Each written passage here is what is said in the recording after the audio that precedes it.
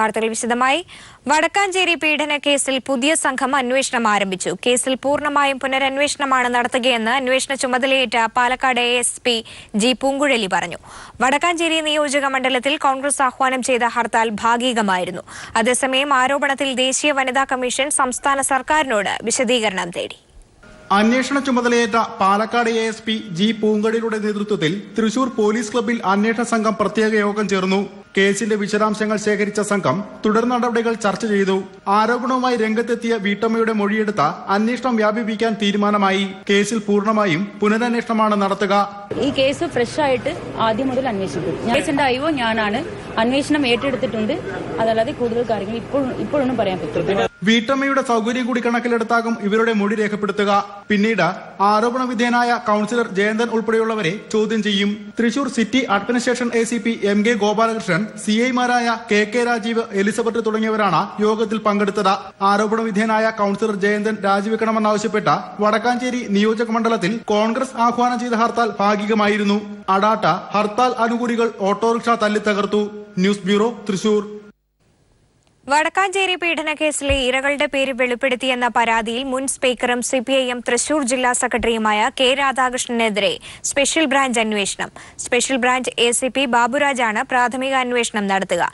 City police commissioner ഹിമേന്ദ്രനാഥാണ് അന്വേഷണത്തിന് നിർദ്ദേശം നൽകിയത്. UDF കാലത്തുള്ള അക്രമ സംഭവങ്ങൾ LDF സർക്കാരിൽ കെട്ടിവയ്ക്കാനാണ് പ്രതിപക്ഷ നേതാവ് ശ്രമിക്കുന്നതെന്ന് കോടിയേരി ബാലകൃഷ്ണൻ. കുറ്റം ചെയ്യുന്ന ആരെയും CPIM സംരക്ഷിക്കില്ലെന്നും വിഷയം ഉന്നതതലത്തിൽ അന്വേഷിച്ച് നടപടി സ്വീകരിക്കുമെന്നും കോടിയേരി പറഞ്ഞു.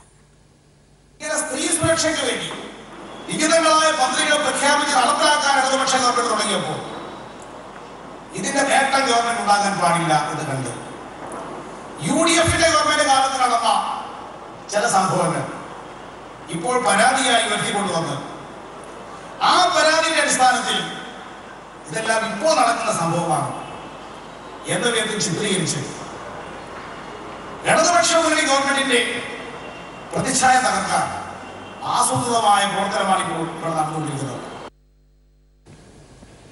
K രാധാകൃഷ്ണൻ പീഡനക്കേസിരയുടെ പേര് പറഞ്ഞതിൽ തെറ്റില്ലെന്ന് മന്ത്രി KK ശൈലജ. അപമാനിക്കുന്നതിനു വേണ്ടി മനഃപൂർവ്വം പറഞ്ഞതല്ലെന്നും മന്ത്രി കോഴിക്കോട് മെഡിക്കൽ കോളേജിലെ ഡോക്ടർമാരുടെയും പാരാമെഡിക്കൽ ജീവനക്കാരുടെയും ഒഴിവ് നികത്തണമെന്നും മന്ത്രി കോഴിക്കോട് പറഞ്ഞു. ആവശ്യമായിട്ടുള്ള ഡോക്ടർമാരെയും പാരാമെഡിക്കൽ സ്റ്റാഫിനെയും നിയമിക്കുക എന്നുള്ളതാണ്. പോസ്റ്റ് ക്രിയേഷൻ ആവശ്യമായിട്ട് വരുന്നുണ്ട്. നിലവിലുള്ള പോസ്റ്റിൽ ആളുകളെ നിയമിക്കേണ്ടുന്ന ഉത്തരവാദിത്വം വരുന്നുണ്ട്. കുറേ കാലമായി ഇതെല്ലാം മുടങ്ങിക്കിടക്കുന്നത് കൊണ്ട് അത് വലിയ ഉത്തരവാദിത്തമായിട്ട് വന്നിട്ടുണ്ട്. എങ്കിലും അത് കുറേശ്ശെ ഫില്ല് ചെയ്തുകൊണ്ട് നിലവിലുള്ള പോസ്റ്റ് മുഴുവൻ ഫില്ല് ചെയ്യുന്നതിന് വേണ്ടി നികത്തുന്നതിന് വേണ്ടി ഞങ്ങൾ പരിശ്രമിക്കും. പുതിയ പോസ്റ്റ് ക്രിയേഷന് വേണ്ടി ശ്രമിക്കും. എന്ന് വെച്ചാൽ ആകെ ഒരു പഠനം മെഡിക്കൽ കോളേജിനെ കുറിച്ച് ഞങ്ങൾ തുടങ്ങിക്കഴിഞ്ഞു. ആ പഠനത്തിൽ വ്യക്തമാകുന്ന കാര്യങ്ങൾ ഓരോന്നായി പരിഹരിച്ചുകൊണ്ട് 5 വർഷം കഴിയുമ്പോൾ കോഴിക്കോട് മെഡിക്കൽ കോളേജിനെ മികവിൻ്റെ കേന്ദ്രമാക്കി മാറ്റും. വ്യവസായിയെ തട്ടിക്കൊണ്ടുപോയി ഭീഷണിപ്പെടുത്തിയെന്ന കേസിൽ CPIM കളമശ്ശേരി മുൻ ഏരിയ സെക്രട്ടറി സക്കീർ ഹുസൈന്റെ മുൻകൂർ ജാമ്യാപേക്ഷ കോടതി തള്ളി. എറണാകുളം പ്രിൻസിപ്പൽ സെഷൻസ് കോടതിയാണ് മുൻകൂർ ജാമ്യാപേക്ഷ തള്ളിയത്.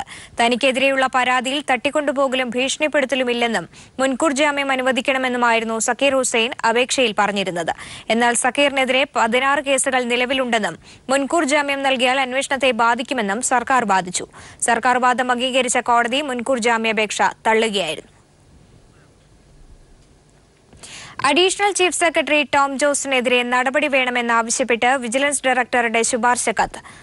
അനധികൃത സ്വത്ത് സമ്പാദന കേസിലും മഗ്നീഷ്യം ക്രമക്കേടിലും ടോം ജോസിനെതിരെ എത്രയും വേഗം സർക്കാർ നടപടി സ്വീകരിക്കണമെന്നാണ് vigilance director Jacob Thomas chief സെക്രട്ടറിക്ക് നൽകിയ കത്തിൽ ആവശ്യപ്പെടുന്നത്. അതേസമയം കത്തിന്മേലുള്ള സർക്കാർ നടപടി തിങ്കളാഴ്ച ഉണ്ടാകുമെന്നാണ് സൂചന. മുൻ വിജിലൻസ് ഡയറക്ടർ ശങ്കർ റെഡ്ഡിക്കെതിരെയുള്ള 2 കേസുകൾ വിധി പറയുന്നതിനായി ഈ മാസം 8 മാറ്റി. തിരുവനന്തപുരം പ്രത്യേക വിജിലൻസ് കോടതിയുടേതാണ് തീരുമാനം. സോളാർ കേസ് അട്ടിമറിച്ചതും ജേക്കബ് തോമസിന് നൽകിയ വിവാദ കത്ത് സംബന്ധിച്ച കേസിലുമാണ് കോടതി വിശദമായ വാദം കേട്ടത്. ഹൈക്കോടതി തള്ളിയ പരാതിയാണ് ഹർജിക്കാരൻ ഉന്നയിക്കുന്നതെന്നും കോടതിയെ തെറ്റിദ്ധരിപ്പിക്കാനാണ് ശ്രമമെന്നും വിജിലൻസ് പ്രോസിക്യൂഷൻ വാദിച്ചു. രേഖകൾ പരിശോധിച്ച് നടപടി സ്വീകരിക്കുമെന്ന് വിജിലൻസ് കോടതി വ്യക്തമാക്കി. സോളാർ കേസിൽ ഉമ്മൻചാണ്ടി, ആര്യാടൻ മുഹമ്മദ് എന്നിവരെ പ്രതികളാക്കി കേസ് രജിസ്റ്റർ ചെയ്യണമെന്ന് പൊതുപ്രവർത്തകൻ പായച്ചിറ നവാസ് പരാതി നൽകിയിരുന്നു. എന്നാൽ ഈ പരാതി വിജിലൻസ് മേധാവിയായിരുന്ന ശങ്കർ റെഡ്ഡി പൂഴ്ത്തിയെന്നതായിരുന്നു കേസ്. തിരികെ വാർത്തയിലേക്ക്. NDTVക്ക് കേന്ദ്ര സർക്കാർ ഏർപ്പെടുത്തിയ വിലക്കിനെ ന്യായീകരിച്ച് കേന്ദ്ര വാർത്താ പ്രക്ഷേപണ വകുപ്പ് മന്ത്രി വെങ്കയ്യ നായിഡു രംഗത്ത്. എന്നാൽ കേന്ദ്ര സർക്കാരിന്റെ ഈ നിലപാടിനെതിരെ രാജ്യവ്യാപകമായി പ്രതിഷേധമുയരുകയാണ്. പത്താൻകോട്ട് ഭീകരാക്രമണവും സൈനികരുടെ കമാൻഡോ ഓപ്പറേഷനും തത്സമയം റിപ്പോർട്ട് ചെയ്തതിന് ദേശീയ ചാനലായ NDTVക്ക് കേന്ദ്ര സർക്കാർ ഏർപ്പെടുത്തിയ വിലക്കിനെ ന്യായീകരിച്ച കേന്ദ്രമന്ത്രി വെങ്കയ്യ നായിഡു രംഗത്തെത്തി.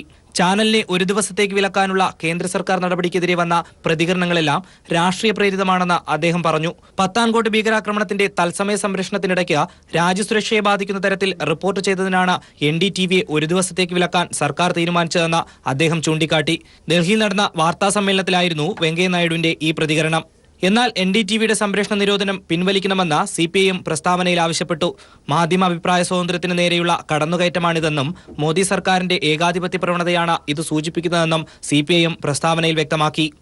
കേന്ദ്ര സർക്കാർ നടപടിയിൽ മറ്റു മാധ്യമങ്ങൾക്ക് മുന്നറിയിപ്പുമായി ഡൽഹി മുഖ്യമന്ത്രി അരവിന്ദ് കെജ്രിവാളും രംഗത്തെത്തി.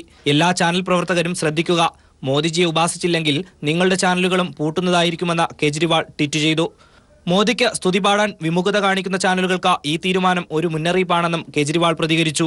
NDTVക്കെതിരായ നടപടി മാധ്യമങ്ങൾക്കും സ്വതന്ത്ര നിലപാടുകൾക്കും നേരെയുള്ള ആക്രമണമാണെന്ന് സുപ്രീം കോടതി അഭിഭാഷകൻ പ്രശാന്ത് ഭൂഷണും അഭിപ്രായപ്പെട്ടു. ഇതോടെ കേന്ദ്ര സർക്കാരിന്റെ ഈ നടപടിക്കെതിരെ രാജ്യവ്യാപകമായി പ്രതിഷേധമുയരുകയാണ്.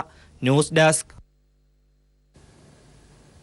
ഇരിങ്ങാലക്കുട ക്രെഡിറ്റ്സ് ആൻഡ് ലീസിംഗ് കമ്പനിയുടെ ICL Nidhi limited corporate office പ്രവർത്തനം ആരംഭിച്ചു. ഇരിങ്ങാലക്കുടയിൽ തുറന്ന ഓഫീസ് ഇന്നസെന്റ് MP ഉദ്ഘാടനം ചെയ്തു. ICL group managing director KG അനിൽകുമാറിന്റെ അധ്യക്ഷതയിൽ നടന്ന ചടങ്ങിൽ director KK Wilson, ITC bank chairman MP Jackson, Koodalmanikyam Devaswom board chairman Panampilly Raghava Menon തുടങ്ങിയവർ പങ്കെടുത്തു. ദൃശ്യമയ കെയർ ഹോസ്പിറ്റലിന്റെ പുതിയ ശാഖ ചാവക്കാട് ചേറ്റുവ റോഡിൽ നാളെ പ്രവർത്തനം ആരംഭിക്കും. നാളെ രാവിലെ 9:30 പാണക്കാട് സയ്യിദ് റഷീദ് അലി ശിഹാബ് തങ്ങൾ ഉദ്ഘാടനം നിർവഹിക്കും. ലോകോത്തര നിലവാരത്തിലുള്ള അത്യാധുനിക സൗകര്യങ്ങളാണ് ഹോസ്പിറ്റലിൽ ഒരുക്കിയിരിക്കുന്നതെന്ന് മെഡിക്കൽ ഡയറക്ടർ അറിയിച്ചു.